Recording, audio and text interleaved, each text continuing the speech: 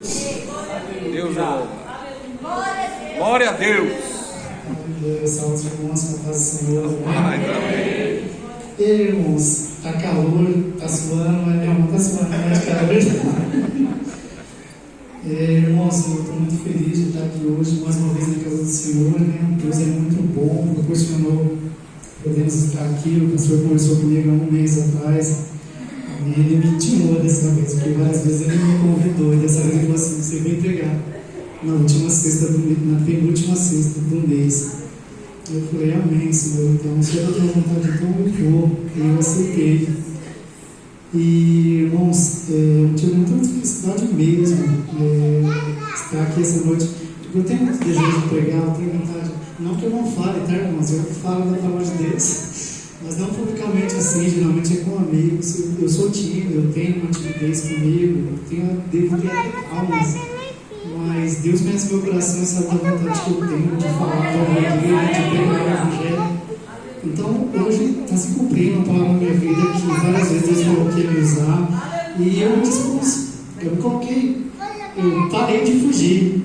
E essa semana Deus falou muito, mas muito mesmo comigo. Os irmãos vão ter que entender, principalmente o pastor. A palavra que Deus me deu, irmãos, ela vai se encontrar aqui em Jonas 1. Então os irmãos podem abrir sua Bíblia, vai ser uma leitura um pouco extensa, mas é necessária. O livro de Jonas é pequeno, irmãos, ele só tem 4 capítulos. Se nós olharmos eles aqui, lermos eles aqui, nós vamos demorar 8 minutos, nós temos um livro da Bíblia inteira, e os irmãos podem sair daqui orgulhosos de terem lido um livro da Bíblia, né? Isso é muito importante. O livro de Jonas vai falar o seguinte, versículo 1: E veio a palavra do Senhor a Jonas, filho de Amitai, dizendo: Levanta-te, vai à grande cidade de Nínive e clama contra ela, porque a sua malícia subiu até mim. E Jonas se levantou para fugir de diante da face do Senhor para Tarsis. E descendo a Jope, achou um navio que ia para Tarsis. Pagou, pois, a sua passagem e desceu para dentro dele, para ir com ele para Tarsis, de diante da face do Senhor. Mas o Senhor mandou no mar um grande vento e fez no mar uma grande tempestade, e o navio estava para quebrar-se. Então temeram os marinheiros, e clamavam um ao seu Deus e o outro também, e lançavam no mar as fazendas que estavam no navio, para o aliviarem do seu peso. Jonas, porém, desceu aos lugares do porão e se deitou e dormia num profundo sono. E o mestre do navio chegou-se a ele e disse-lhe: Que tens, dormente? Levanta-te, invoca o teu Deus, talvez assim Deus se lembre de nós, para que não pereçamos. E dizia cada um ao seu companheiro: Vinde e lancemos sorte, para que saibamos por que causa nos sobreveio este mal. E lançaram sorte, a sorte caiu sobre Jonas. Então lhe disseram: Declara-nos tu agora, por que razão nos sobreveio este mal? Que ocupação é a tua? De onde vens? Qual é a tua terra? E de que povo és tu? E eles lhe dizem: Eu sou hebreu e temo ao Senhor, o Deus do céu, que fez o mar e a terra seca. Então esses homens te encheram de grande temor e lhe disseram: Por que fizeste tu isto? Pois sabiam os homens que fugia de diante do Senhor, porque ele lhe tinha declarado. E disseram-lhe: Que te faremos nós para que o mar se acalme? Porque o mar se elevava e engrossava cada vez mais. E eles lhe disseram: Levanta-me e lançai-me ao mar, e o mar se aquietará, porque eu sei que é por minha causa nos sobreveio essa grande tempestade. Entretanto, os homens remavam, esforçando-se por alcançar a terra, mas não podiam, porquanto o mar ia embravecendo cada vez mais contra eles. Então clamaram ao Senhor e disseram: Senhor, nós te rogamos, não pereçamos por causa da vida deste homem, não ponha sobre nós o sangue inocente, porque tu, Senhor, fizeste como te aprouve. E levantaram Jonas e o lançaram ao mar, e cessou o mar da sua fúria. Temeram, pois, esse homem ao Senhor com grande temor, e ofereceram sacrifícios ao Senhor e fizeram votos. Deparou, pois, o Senhor um grande peixe para que tragasse a Jonas, e esteve Jonas 3 dias e 3 noites nas entranhas do peixe. Irmãos, essa história é muito interessante. Em casa os irmãos depois leiam 2, 3 e 4, porque é um livro, ele traz grandes ensinamentos para nós, grandes verdades, né? Esse livro de Jonas, por muito tempo, ele foi contestado como sendo um livro histórico, como um livro tem a sua veracidade duvidosa, devido a uma história tão complexa, né, de um homem que é lançado no mar e um grande peixe o engole, e ele fica 3 dias vivos dentro dele, e depois é vomitado numa praia. Eu lembro que quando eu era criança, a escola dominical, e quando era uma das histórias que eu mais gostava de ouvir era essa. Era um homem que foi engolido pelo peixe. Então eu nem sabia da história de Jonas, mas eu sabia que ele tinha sido engolido por um peixe. Eu gostava muito, era muito interessante mesmo. E Jonas, irmãos, Deus chega para Jonas e Jonas é um homem que ele não pula de paraquedas na nossa Bíblia, né? O Jonas ele já é citado do livro de 2 Reis 14:25. Ali ele recebe uma profecia e ele profere essa profecia contra o povo de Israel, e essa profecia se cumpre. E Jonas é um homem conhecido no meio do povo de Israel, então ele não era qualquer um, ele era um homem temente a Deus, era um homem de fé, ele era um profeta. E naquela época os irmãos sabem, Deus se manifestava ao profeta para trazer um recado ao povo de Deus. Não é que nem hoje, que podemos dobrar nossos joelhos, Deus fala diretamente com nós abrimos a sua palavra, ele vem e fala com a gente, nós ouvimos através dos louvores, através dos testemunhos, e através das lutas, a gente vê a mão de Deus, nós vemos a voz dele nas nossas vidas. Mas naquela época Deus falava direto ao profeta e o profeta falava ao povo. E Deus chama Jonas para pregar o Evangelho. É muito engraçado porque aqui a gente vê a obra missionária resumida no livro de Jonas. Porque Deus pega o profeta que é do povo de Israel e manda ele pregar numa nação que não era o povo de Israel, era uma nação estrangeira, era um povo inimigo do povo de Deus. E ele vem e chama Jonas para Jonas ser um missionário. E ele fala: Jonas, você vai até a Nínive, você vai pregar contra a Nínive. E não era uma palavra fácil, era uma palavra de condenação, era uma palavra de destruição. Deus, o clamor de Nínive chegou até os ouvidos de Deus e ele ia destruir aquela cidade. Então a palavra era essa. Mas Deus, irmãos, ele não tem prazer na destruição, na morte. Ele não tem prazer em que as pessoas que morram sem o conhecê-lo. Deus, ele havia um plano por trás daquilo tudo. E Deus, como ele conhece o amanhã, ele sabia o que Jonas ia fazer ali, ia ter um resultado diferente, né? Então ele chega para Jonas e fala: Jonas, vai até a cidade de Nínive. Jonas se levanta e Jonas desce para Jope. Jonas paga uma passagem, entra num navio e Jonas fala assim: eu não vou pegar naquela cidade nada, eu vou embora, eu vou fugir da presença de Deus. Jonas, ele não vai embora por medo, apesar daquela nação de Nínive ser uma nação muito violenta, irmãos. Pelo que eu pesquisei, Nínive era uma cidade que, quando ela vencia os seus inimigos, ela cortava as mãos e os pés dos seus inimigos, furava os olhos. Era uma nação sanguinária. Tem um tipo de tortura que chama empalamento. Eles pegam o arrancam a cabeça, ou pegam o corpo, empunhala ele numa estaca e deixa na porta da entrada da cidade que eles conquistou. Esse era o povo de Nínive. Esse era o povo que Deus queria salvar. Esse é o povo que Deus escolheu Jonas para ir pregar o Evangelho, para ir falar do amor dele. Mas não do amor dele, para falar da ira dele, porque Deus tinha um propósito através disso. Irmãos, Jonas compra essa passagem e ele vai com o intuito de ir para Tarsis. Eu pesquisei um mapa geográfico daquela época, irmãos, e Jonas data mais ou menos de 600 a 700 anos antes de Cristo. E naquela época, irmãos, a cidade de Tarsis, que encontra mais ou menos na Espanha hoje, até ali os descobridores tinham descoberto. Para eles não existia mais terra depois da Espanha. Ali era o final do continente, e dali para o outro lado só teria água. Então eles não conheciam as Américas, não conheciam aqui o Brasil, era só até ali. Então a distância de Jope até Tarsis era aproximadamente 4.000 quilômetros. Era bem longe, diferente de onde Deus tinha enviado Jonas, porque de Jope a Nínive era 800 quilômetros. Então Jonas tem essa brilhante ideia de fugir da presença de Deus. Mas Jonas, ele deve ter esquecido, irmãos, o que diz lá no Salmos 139.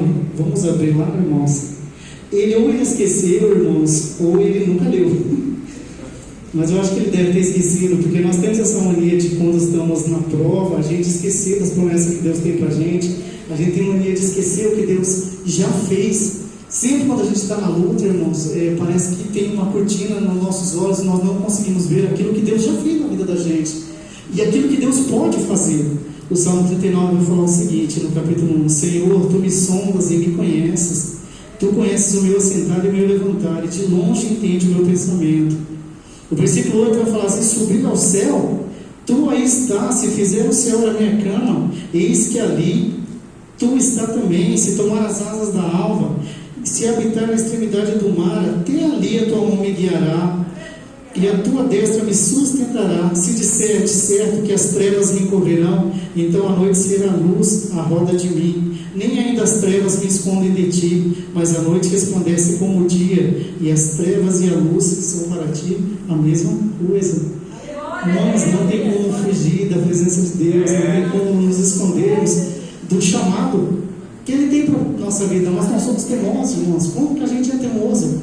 O livro de Jonas, a gente vê o mar obedecer a Deus, a gente vê marinheiros obedecendo a voz de Deus, porque quando o navio está para se partir, está para afundar, e Jonas se declara que é o culpado, e eles jogam Jonas dentro do mar, os marinheiros reconhecem Deus como único Senhor, eles se arrependem. Irmãos, quando Jonas prega na cidade de Nínive, os moradores se arrependem. Deus traz arrependimento para as pessoas. Deus faz crescer uma baboreira. Deus faz um bicho vir comer uma baboreira. Ou seja, tudo obedece à voz de Deus. Mas o homem é teimoso. O homem sempre quer descumprir aquilo que Deus tem na vida dele, ou por rebeldia, ou por desconhecimento. O homem é rebelde, irmãos. Ou o homem rebelde é Deus, né? Então, irmãos, esse relacionamento, eu vou contar para os irmãos um testemunho meu pessoal. Não sei nem se minha esposa sabe disso. Eu tinha um relacionamento e era uma moça que a minha mãe, ela falava para mim: Jessé, essa moça não é para você, a Bíblia fala a respeito do jogo desigual. E eu falava para ela assim: não, mãe, eu vou namorar essa moça. E eu comecei a ler a Bíblia, irmãos, para achar algum versículo para confrontar minha mãe, porque meu intuito era chegar para ela e falar assim: não, mãe, aqui na Bíblia está aqui, ó, Deus falando que eu posso namorar com ela, que eu posso ter relacionamento com ela. E nunca chega, irmãos. E ou a época que eu li a Bíblia foi aquela época, irmãos. Aí quando a gente, quando quer fazer uma coisa errada, como que a gente procura até um respaldo bíblico para tentar amenizar aquilo que a gente está errando. E no meu coração eu falava: não, eu vou achar. E eu lia, procurava, e Deus sempre mostrava que não. E no final disso tudo, essa moça, ela ia na igreja e tal, ela vinha com uma distância longa para me ver. E a gente ia no culto, e eu torcendo para ela se render aos pés do Senhor. Ela até aceitou Jesus, ficou um tempo na igreja. Hoje em dia essa moça, ela é declarada ateia. Ela fala nas redes sociais dela que ela é uma ateia, que ela não acredita em Deus, tem uma vida bem torta, né? Só que na hora que eu estava ali, eu não imaginava isso, sabe? Eu pensava assim: não, Deus vai fazer alguma coisa aqui e eu vou ver, minha mãe está errada. Minha mãe, ela errou, nisso daí ela errou. E mãe da gente, irmão do céu, quando a mãe de sua mãe falar alguma coisa, vocês dão ouvido. A gente só quando se torna pai, mãe, é que a gente vai dar ouvido à voz da mãe da gente, né? Jonas, ele entra naquele navio, irmãos, e como ele estava em rebeldia, veio aquela grande tormenta, veio a tempestade que ia afundar aquele barco.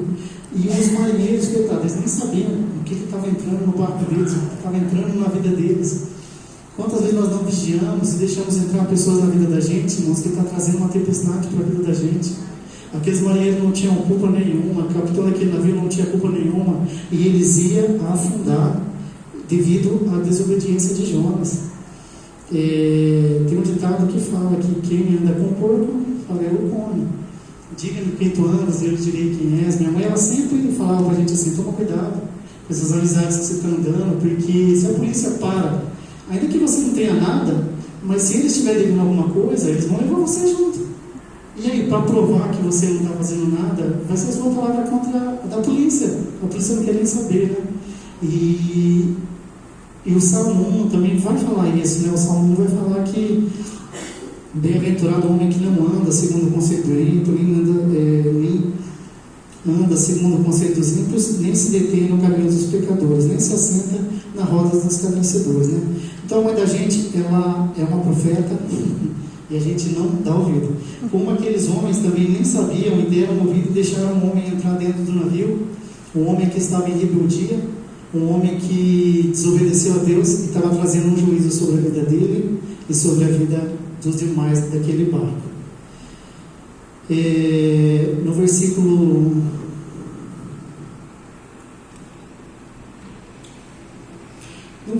4, irmãos, mas o Senhor mandou um grande vento e fez uma grande tempestade, o navio estava para se quebrar. Então temeram os marinheiros e clamavam cada um ao seu Deus, e lançavam no mar as fazendas que estavam no navio para aliviarem do seu peso. Jonas, porém, desceu os lugares do porão e se deitou e dormia num profundo sono. Eu fiquei intrigado com isso, né, irmãos? Porque quando eu tenho um sono muito leve, se fizer um barulho pertinho de mim, eu acordo. Tem gente que tem um sono mais pesado. Eu nunca andei de navio com uma tempestade. Eu já andei de barco, já não é a mesma coisa. Mas, irmãos, balança.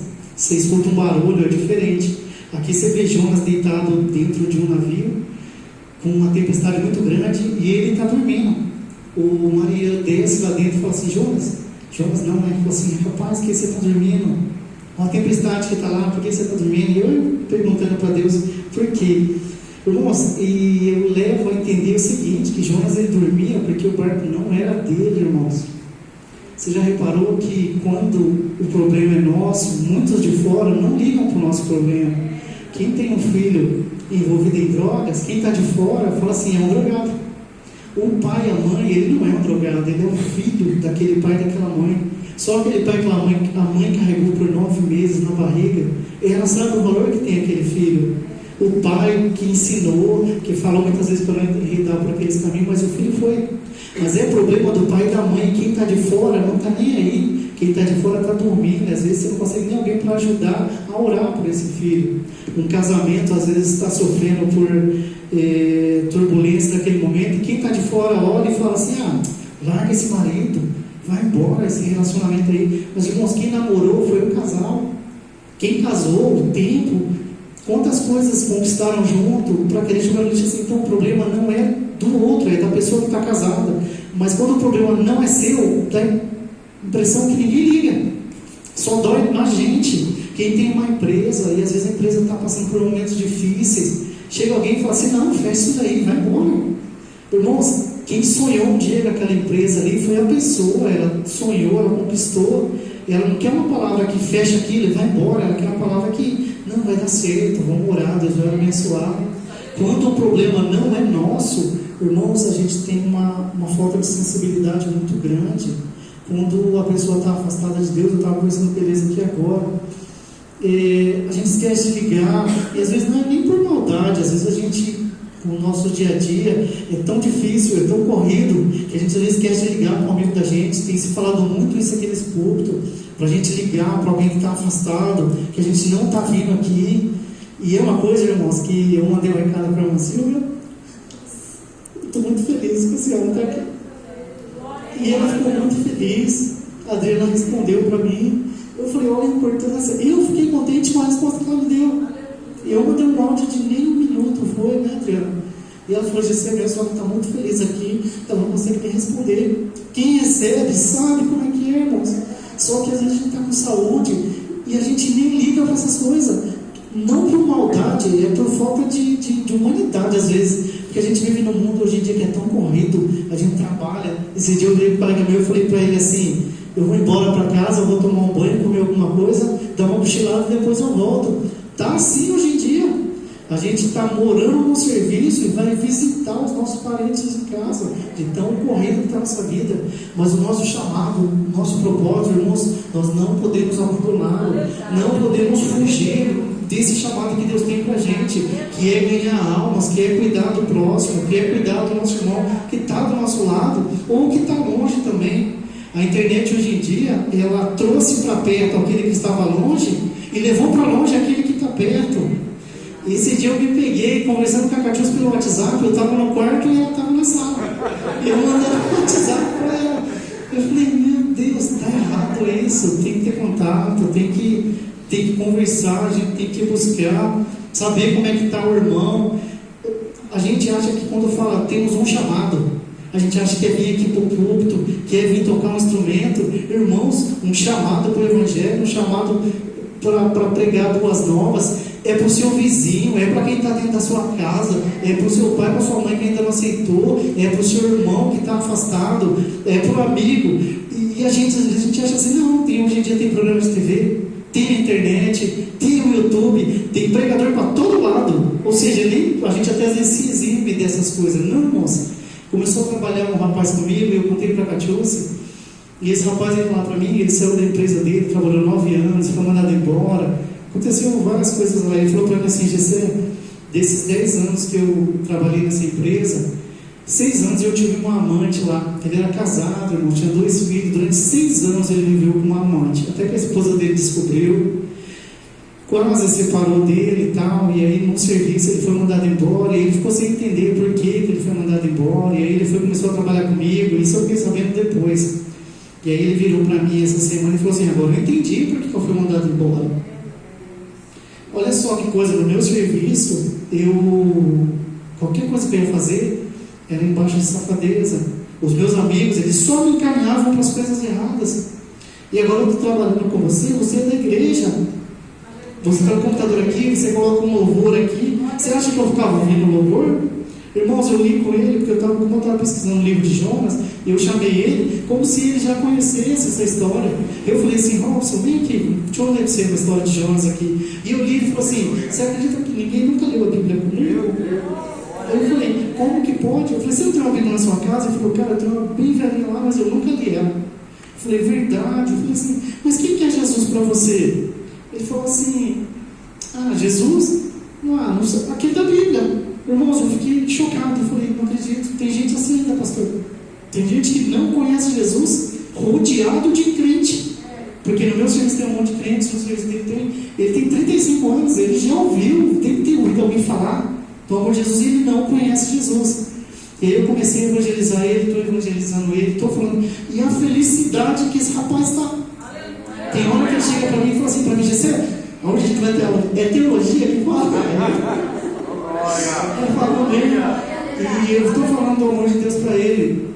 Então, irmãos, atender um chamado, atender a voz de Deus, é isso. Não é ir pregar para milhões, não, apesar de que isso é muito importante.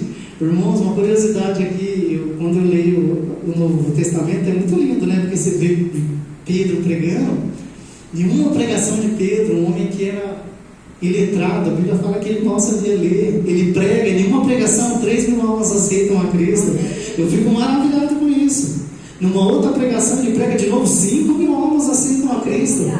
Às vezes eu vejo nesse púlpito, outros que eu já vi, o pastor vem com uma pregação boa, uma palavra boa, faz o apelo. Quando vem uma alma, a gente fica muito feliz, porque uma alma aceitou a Cristo. Irmãos, Deus chama Jonas e fala para Jonas: Jonas, vai em Nínive, prega. Jonas passa por esse aperto, ele é encontrado dentro do navio ali dormindo. Os amigos, esses irmãos chegam, eles se tornaram irmãos também, deixa de ser. Esses marinheiros chegam, acordam ele, falam para ele: clama ao teu Deus, homem, a gente vai morrer, dá um jeito, clama, fala uma coisa. Ele vem e conta a história dele, ele fala: eu estou fugindo, irmão, eu estou fugindo. Deus me deu um propósito, Deus me deu um chamado e eu não estou cumprindo ele, eu estou fugindo, e é por isso que esse mar está desse jeito. Me pega e joga no mar, que essa tormenta vai acalmar. Esse mar não vai tragar vocês, é comigo o problema, sou eu que estou devendo. E eles clamam porque eles não queriam jogar Jonas. Aqui no versículo 13 vai falar: entretanto os homens remavam, esforçando-se por alcançar a terra, mas não podiam, porquanto o mar ia embravecendo-se cada vez mais contra eles. Então clamaram ao Senhor e disseram: Senhor, nós te rogamos, não pereçamos por causa da vida deste homem, e não ponha sobre nós o sangue inocente, porque tu, Senhor, fizeste como te aprouve. Jonas, ele era muito patriota. O livro de Jonas vai mostrar que Jonas, o fato que ele não queria pregar em Nínive, irmãos, é porque aquele povo era um povo que era contra o povo de Israel, eles eram inimigos de Israel. E Jonas não queria pregar em Nínive, porque olha a fé de Jonas, irmãos, olha a fé de Jonas. Quando Jonas vai para Nínive e prega, a pregação dele tem 6 palavras. Sabe qual foi a pregação de Jonas? É muito engraçado isso daqui. O capítulo 3, versículo 4: E começou Jonas a entrar pela cidade, caminho de um dia, e pregava e dizia: ainda há 40 dias e Nínive será subvertida. 6 palavras era a pregação de Jonas. Só isso, irmãos. Ele passava. A Bíblia declara que a cidade de Nínive era uma cidade que, para você atravessar ela, você demorava 3 dias para atravessar ela. No texto fala que Jonas atravessou em um dia. Irmãos, eu tenho a impressão que Jonas passou correndo e gritando: ó, dentro de 40 dias a cidade vai ser destruída. Irmãos, passou correndo porque ele não queria que aquela cidade se salvasse. No versículo 7 do capítulo 3 está escrito assim, ó: e fez uma proclamação que se divulgou em Nínive por mandado do rei e dos seus grandes, dizendo: nem homem, nem animais, nem bois, nem ovelhas provem coisa alguma, nem se lhe dê pasto, nem bebam água, mas os homens e os animais estarão cobertos de saco e clamarão fortemente a Deus, e Deus se converterá, e se converterão cada um dos seus maus caminhos e da violência que é nas suas mãos. Quem sabe se voltará a Deus e se arrependerá e se apartará do furo da sua ira, de sorte que não pereçamos. E Deus viu as obras deles, como se converteram do seu mau caminho, e Deus se arrependeu do mal que ele faria, disse que ele faria. Irmãos, Jonas era um homem que ele era um homem de fé, irmãos. João era crente, João era muito crente. Ele tinha dentro dele que se os moradores de Nínive orassem e se arrependessem, Deus ouviria aquele clamor e perdoaria aquelas almas. João então tinha muita fé. Às vezes a gente olha e fica clamando, que nem eu falei, às vezes um pregador sobe aqui e ele quer que a pregação dele alcance o coração de um pecador, ele sendo usado, que uma vida venha se arrepender, venha ser salva. É o desejo do meu coração, tem que ser o desejo de cada um de vocês. Quando você fale do amor de Deus, aquela pessoa se arrependa e se volte para Deus. Jonas não, irmãos. Jonas falou assim: eu sei que se eu pregar, eles vão se arrepender. Irmãos, eles se arrependeram. 120.000 almas. Aqui no versículo 11 vai falar isso para a gente, fala assim, ó: e não eu de ter compaixão da grande cidade de Nínive, em que estão mais de 120.000 homens que não sabem discernir entre a sua mão direita e a sua mão esquerda, e também muitos animais. Irmãos, 120 homens que não sabem discernir da sua mão direita e da sua esquerda. Historiadores falam que esse fato aqui estava falando de crianças. Irmãos, se tinham 120.000 crianças, eram no mínimo 500.000 pessoas naquela cidade. Uma pregação de 6 palavras converteu mais de 500.000 pessoas. Olha a fé de Jonas. Então, hoje em dia, aqui, é tão difícil a gente, às vezes o pastor levanta aqui e fala: todo mundo é crente? Todo mundo é crente, irmão, na igreja. Raramente, às vezes, tem uma pessoa que não é. E a gente não tem se preocupado com isso, né? A gente não tem procurado trazer para a igreja alguém que não é crente, convidar alguém que não é crente, falar do amor de Deus. Então, se a gente nem convida, que é o mais fácil, né? Porque às vezes fala assim: eu não sei pregar, mas eu vou convidar o vizinho que não é crente, porque lá na igreja meu pastor fala de Deus e ele vai ouvir, né? E então, irmãos, isso me chamou muita atenção. Pedro fez uma oração, 3.000 almas, depois 5.000. Jonas faz uma pregação que ele nem queria, porque ele passa correndo e ele faz uma pregação, não é que Deus é bom, que Deus vai mudar o seu caminho, não é uma pregação que Deus vai te dar um carro, que Deus vai te dar uma casa. A pregação de Jonas foi assim: dentro de 40 dias Deus acaba com tudo. Esse mesmo dito foi dito na cidade de Sodoma e Gomorra, e Deus acabou com ela, irmãos. Deus mandou saraiva do céu, fogo, aquela cidade foi exterminada, sumiu da face da terra. E esse decreto estava sobre a cidade de Nínive, mas os moradores de Nínive se arrependeram. Os moradores de Nínive se voltaram para Deus, se vestiram com roupas de saco. Irmãos, até os animais eles deixaram sem comida e vestiram roupa de saco. É uma coisa que não tem muito cabimento, mas mas olha o tamanho do arrependimento do povo. O povo falou assim: não, se eu estou arrependido, a minha plantação, os meus animais, tem que ser tudo rendido ao Senhor. Para ver, quem sabe, se Deus se arrepende do que Ele tinha determinado sobre nós. Irmãos, voltando um pouco aqui atrás, no versículo 5 de novo, os marinheiros, eles estavam provando de uma maldição que estava sobre a grande Jonas, né? E ele ia morrer e tal. Então, irmãos, a maldição, se você estiver perto de alguém que está desobediente, irmãos, vocês também vão sofrer consequência, que nem mostra aqui. Mas o contrário também é verdade, irmãos. Jacó era um homem que ele era muito o Labão era um homem muito abençoado, porque tinha Jacó na vida dele.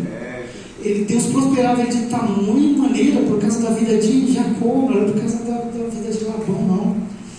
E a gente às vezes não se atenta para isso. Amanda, eu vou usar seu exemplo, dá licença. Irmãos, a Amanda é minha vizinha, o Douglas, são uma bênção esse casal na minha vida. A gente conhece eles há pouco tempo, mas é como se a gente se conhecesse há muito tempo. São irmãos que eu não tive de sangue, eu amo eles demais. Irmãos, quando a gente se encontra, é impossível, acho que não existe uma vez, né, Amanda, que a gente não termina nossas conversas falando das coisas do Senhor.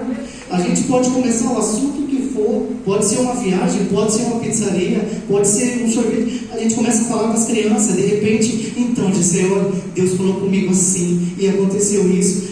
Toda vez, irmãos, eu já reparei isso. Não existe uma vez que a gente acaba a nossa conversa e a gente está falando mal de alguém, a gente está falando das dificuldades, a gente sempre está falando: Deus é bom, vai dar certo, Deus vai fazer, Deus já fez. Então isso é muito bom, é muito importante, irmãos. Quem é que a gente está trazendo para o barco da nossa vida? São pessoas que estão trazendo tempestade, são pessoas que estão trazendo bênção para a vida da gente. E temos que atentar para essa grande verdade na vida da gente, irmãos. Existem pessoas, irmãos, foi feito um estudo e fala que você vai ser a média das 5 pessoas que você mais convive. Com quem que você mais tem convivido? Com pessoas que falam besteira, vivem na prática do pecado, com pessoas que falam de Deus. Eu já falei isso aqui uma vez, eu vou falar de novo. Se você quer saber por rede social, irmão, celular, se você quer saber se você está, não tem como a gente falar que vai tirar o celular da vida da gente, não vai fazer mais isso. A gente vive num mundo que a gente precisa dessa tecnologia. Mas quando você abre o seu Facebook, quando você abre o seu Instagram, quando você abre o YouTube, irmãos, você clica lá na setinha do YouTube lá e ele abre, os vídeos que aparecem ali para você são vídeos de pregação, são vídeos de louvor, ou são vídeos falando de tragédia, notícia fútil.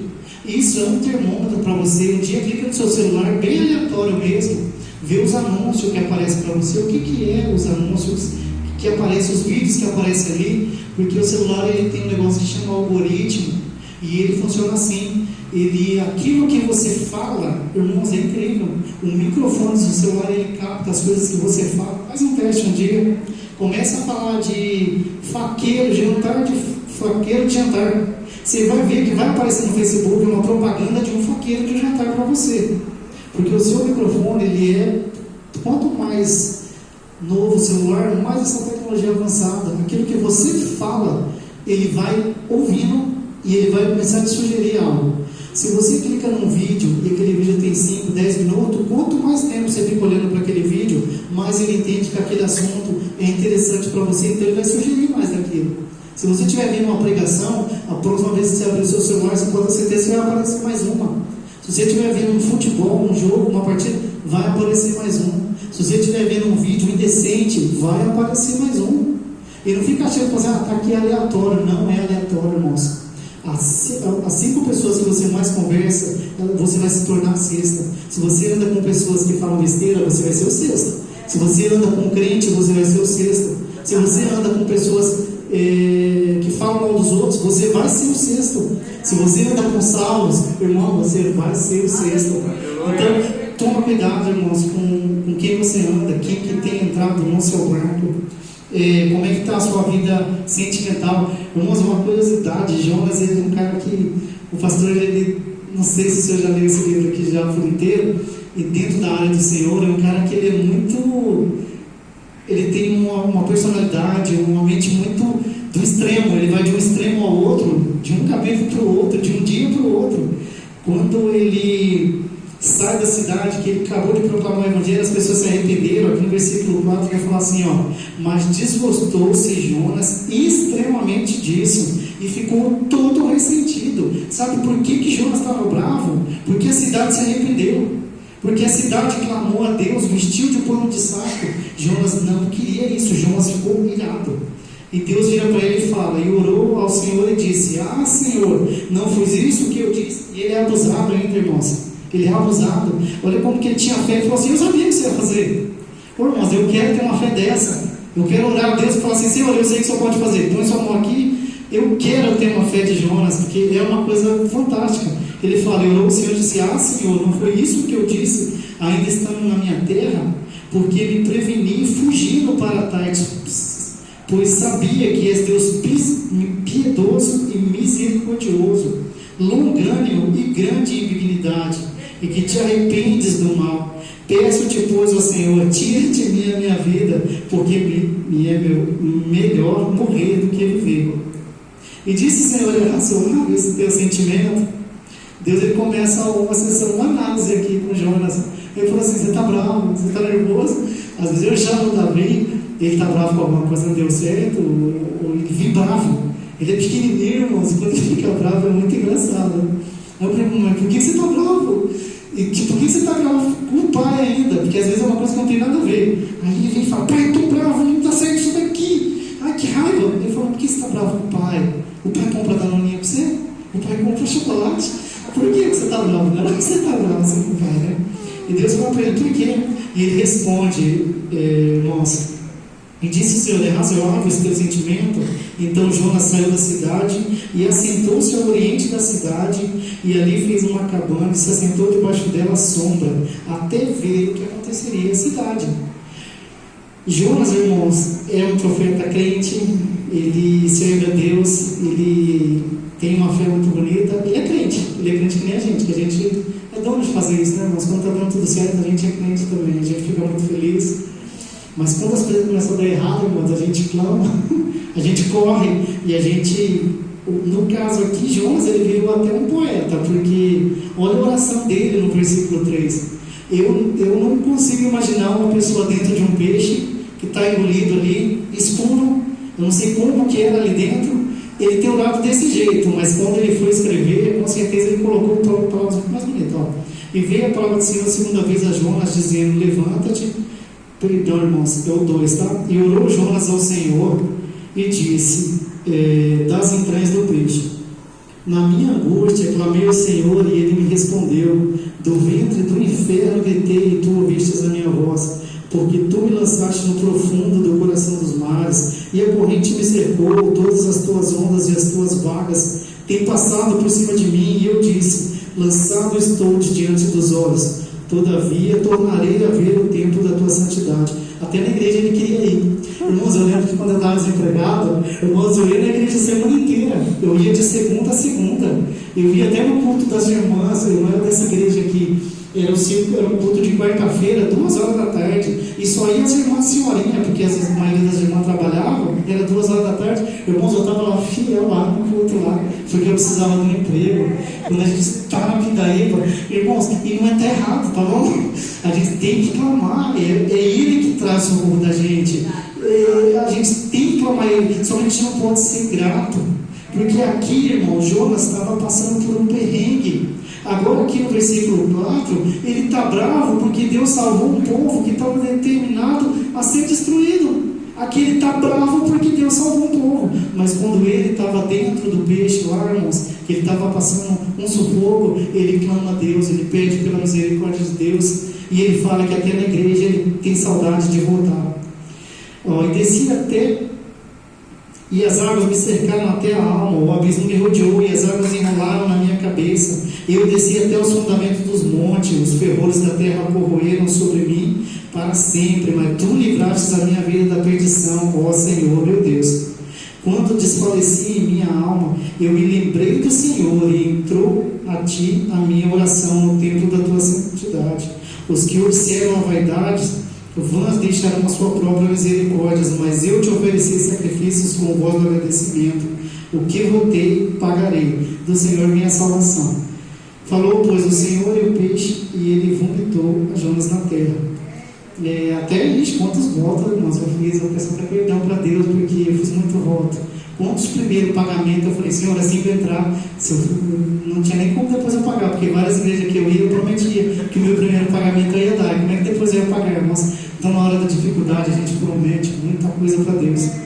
E quando Deus faz, aqui nesse caso, Deus fez algo tremendo. Olha que coisa maravilhosa, Deus salvou uma cidade, irmãos. E lá ele fala que as pessoas da cidade não sabiam discernir a mão direita da mão esquerda, era um povo ignorante a saber das coisas de Deus. E Jó não tinha um pingo de compaixão daquelas vidas. E aí, irmãos, Deus continuou esse papo com Jonas, né? E ele, aqui no versículo 4, continuando, ele fala assim, então Jonas saiu da cidade, assentou-se ao oriente da cidade, e ele fez uma cabana. E se assentou debaixo dela, à sombra, até o que veio aconteceria à cidade. E fez o Senhor Deus nascer uma borboleta que subiu por cima de Jonas, para que fizesse sombra sobre a sua cabeça, a fim de livrar do seu enfado. E Jonas se alegrou ao extremo, por causa da borboleta. Você está vendo que de um versículo para o outro, ele passa de uma raiva, de uma fúria extrema, e ele fica feliz ao extremo. Jonas, ele tinha um problema com os sentimentos dele. Quando Deus falava, era a vontade de Deus, ele queria dar ouvido aos seus sentimentos, que era aquele sentimento de que aquele povo não merecia a salvação, aquele povo não merecia arrependimento. Quando essa borboleta cresce, tampa ele do sol e dá sombra para ele, ele fica muito feliz.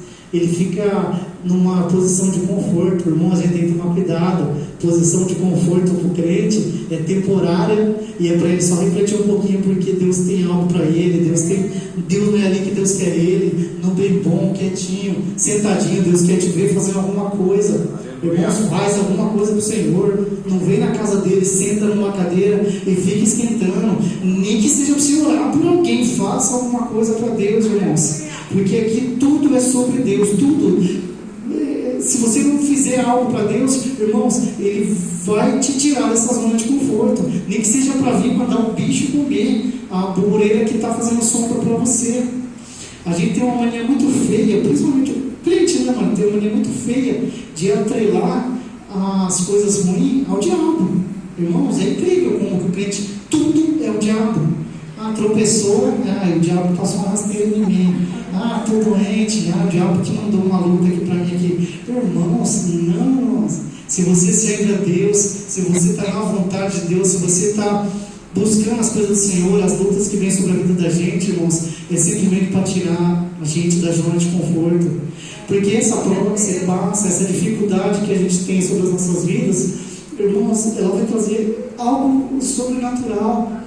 O Jonas, quando ele estava na barriga do peixe ali, ele fica durante 3 dias na barriga do peixe, e ele ora e clama a Deus, e Deus traz ele vomitado ali a Jope, ele vai até Nínive, prega, uma cidade inteira se arrepende. Jesus, no livro de Mateus 26, de 36 ao 39, Mateus 12, 40, vai falar assim, pois como Jonas esteve 3 dias e 3 noites no ventre da baleia.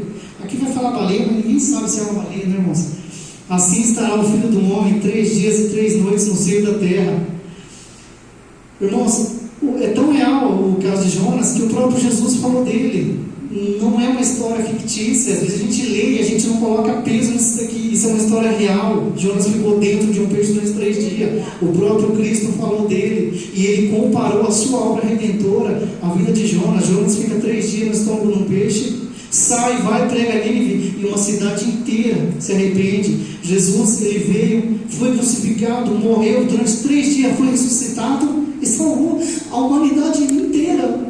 Então a obra redentora na vida de Jonas é muito parecida com a de Jesus. Os irmãos me perdoem, eu sou muito chorando. Então, irmãos, isso que você está passando, ela tem um propósito. Seja a luta que for, seja uma perda de um ente querido, seja uma adversidade, uma luta no emprego, uma falta de emprego, uma enfermidade, tudo isso está levando a você a um alvo maior. Alguém está vendo isso?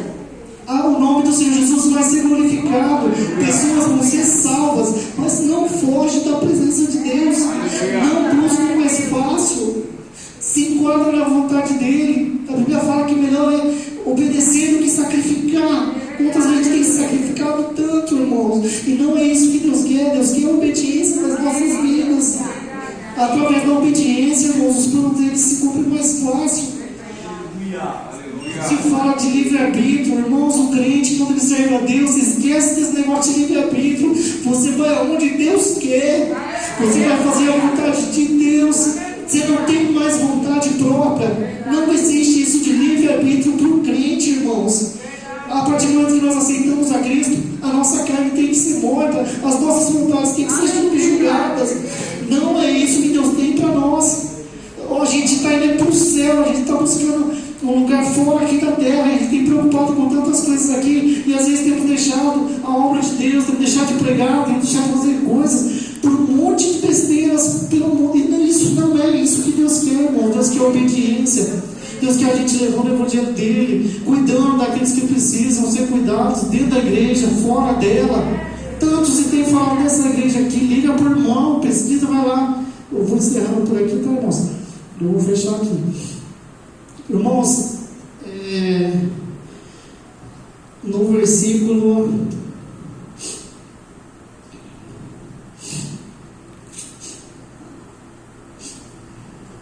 Mateus 26, 39, é muito lindo isso daqui, irmãos. Toda vez que eu leio isso aqui é um ânimo para mim, e indo um pouco mais adiante, prostrou-se sobre o rosto, orando e dizendo: meu Pai, se é possível, passa de mim esse cálice, todavia não seja feita como eu quero, mas como tu queres. Isso aqui, irmão, Jesus estava no Getsemane, ele estava próximo de ser crucificado, estava próximo de ser batido, cuspido, humilhado, ter o seu lado furado. Ele ora a Deus e fala: Senhor, se o Senhor puder me tirar disso, tira, mas todavia seja feita a tua vontade, não a minha. Irmãos, crucifica a tua vontade, mata ela. Todavia seja feita a vontade de Deus, não a nossa. Irmãos, a nossa vontade, ela vai nos levar para o inferno. Os nossos sentimentos, eles são enganosos, irmãos, e eles vão mandar muitos para o inferno. Tem muita gente que vai ser mandada fora por causa dos sentimentos. Não deu ouvido à voz de Deus, mas deu ouvido à voz do sentimento. Vamos dar ouvido, irmãos, à voz de Deus. Entrega o seu caminho ao Senhor, confia nele, mas ele fará. Irmãos, até aqui que o Senhor me deu, eu agradeço a oportunidade e espero estar aqui outras vezes. Em nome de Jesus.